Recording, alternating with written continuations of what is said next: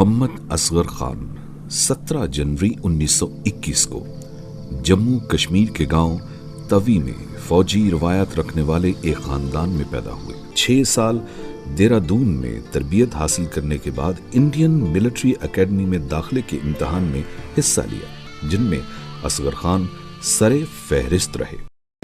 دوسری جنگ عظیم کے آغاز کے ساتھ ہی رائل ایئر فورس نے ہنگامی بنیادوں پر پائلٹس کو بھرتی کرنا شروع کیا، اور یوں 22 دسمبر 1940 کو اصغر خان اپنے درینہ خواب کی تعبیر کو پانے کے لیے رائل انڈین ایئر فورس کا حصہ بنے۔ 1943 میں آپ کا تبادلہ رائل انڈین ایئر فورس کے نمبر 9 اسکواڈرن میں کر دیا گیا، جو کہ اس وقت اراکان برما میں جاپانی فوجوں کے خلاف صف آرا تھا۔ جنگ عظیم دوم کے اختتام پر اسکواڈرن لیڈر اصغر خان کو نمبر 9 اسکواڈرن کی کمان سونپ دی گئی۔ 13 اپریل 1948 پاک فضائیہ اور اصغر خان کی زندگی کا انتہائی اہم اور یادگار دن۔ یہ وہ دن تھا جب مستقبل کے فادر آف ایئر فورس نے فادر آف نیشن کا استقبال P F training school Risalpur میں منعقد ہونے والی پاسنگ آؤٹ پریڈ میں کیا۔ 23 جولائی 1957 کو air vice marshal Asghar Khan کا نام ایک بار پھر نہ صرف پاک فضائیہ کی تاریخ میں رقم ہوا بلکہ دنیا کے معروف اخباروں کی شاہ سرخی بھی بن گیا۔ یہ وہ تاریخی دن تھا جب آپ نے صرف 36 سال کی عمر میں پاک فضائیہ کی تاریخ کے سب سے کم عمر اور پہلے پاکستانی کمانڈر ان چیف بننے کا اعزاز حاصل کیا۔ Air vice marshal Asghar Khan کی اولین ترجیحات میں پاک فضائیہ کو اس وقت کی جدید ترین لڑاکا طیاروں سے لیس کرنا تھا، لہٰذا آپ نے نہایت غور و خوض کے بعد F-86 B-57 F-104 لڑاکا طیارے جو اس وقت دنیا کے صف اول کے جہاز سمجھے جاتے تھے حاصل کرنے کا فیصلہ کیا۔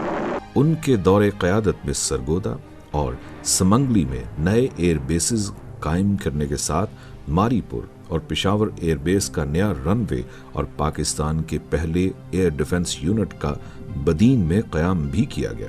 کئی نئے اداروں کی بنیاد بھی رکھی، جن میں فائٹر لیڈر سکول جو بعد میں کامبیٹ کمانڈر سکول کے طور پر ابھرا، air staff college, college of aeronautical engineering جیسے معروف ادارے شامل ہیں۔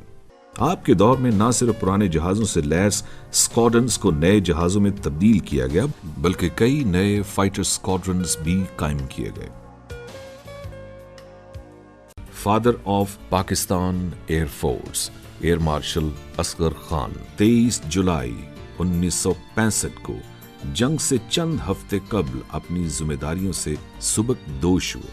1965 کی جنگ میں پاک فضائیہ کی تاریخی کامیابی نے یہ بات ثابت کر دی کہ نہ صرف آپ کے بنائے ہوئے وار پلان نہایت مؤثر تھے بلکہ آپ کے تربیت یافتہ پائلٹس نے بھی اس فتح میں اہم کردار ادا کیا۔ Pakistan air force was largely due to the excellent training that they had received, the credit for which must go largely to my predecessor, Air Marshal Asghar Khan, who did such an excellent job. But when he handed over the PAF to his colleague Air Marshal Nur Khan in 1965, it was a very well-honed, well-trained and ready to go to war. I mean, they were going to war with my country, but we know this. And I'd like to add an aside.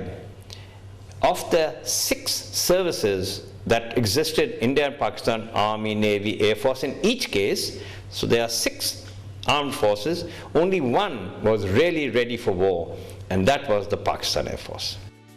اپنے career میں معیار، ہنر، مہارت، جذبہ حب الوطنی، دیانتداری اور اصول پسندی پر سختی سے کاربند رہے اور پاکستان کے مفاد کو ہمیشہ اپنی ذات سے بالا تر سمجھا۔ پاک فضائیہ ایئر مارشل اصغر خان کی خدمات کو سراہتے ہوئے ان کو سلام پیش کرتے ہیں۔ سر، آپ نے پاک فضائیہ کو جدید ترین فضائی قوت بنانے میں اہم کردار ادا کیا۔ سر آپ کو سلام۔ سر ہم آپ کے شکر گزار ہیں۔